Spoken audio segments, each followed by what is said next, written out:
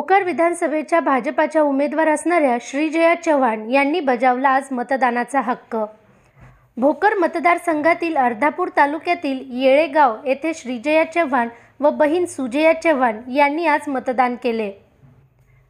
यावेळी त्या म्हणाल्या, लोकशाही वाचवायची आहे, सगळ्यांनी जास्तीत जास्त संख्येने मतदान करावं। मीही स्वतःसाठी मतदान केले आहे। देवाकडून, परिवाराकडून मला भरपूर आशीर्वाद आहेत। हे मतदानाचा हक्क बजावल्यानंतर श्रीजया चव्हाण यांनी प्रतिक्रिया दिली।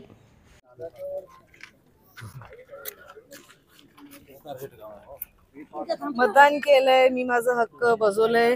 सर्वांना विनंती करेल, सगळ्यात जास्त बाहेर पडून मतदान करावं। हे आपलं लोकशाही, आपल्याला त्यांनी हक्क दिलेला आहे, त्यामुळे आपण जास्तीत जास्त मतदान करावं।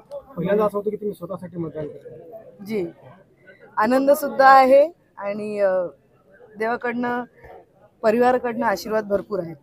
काय असेल चित्र निवडणुकीत? कळेल, संध्याकाळपर्यंत बघूया कसं होतंय। तुमचा काय विश्वास? विश्वास आहे।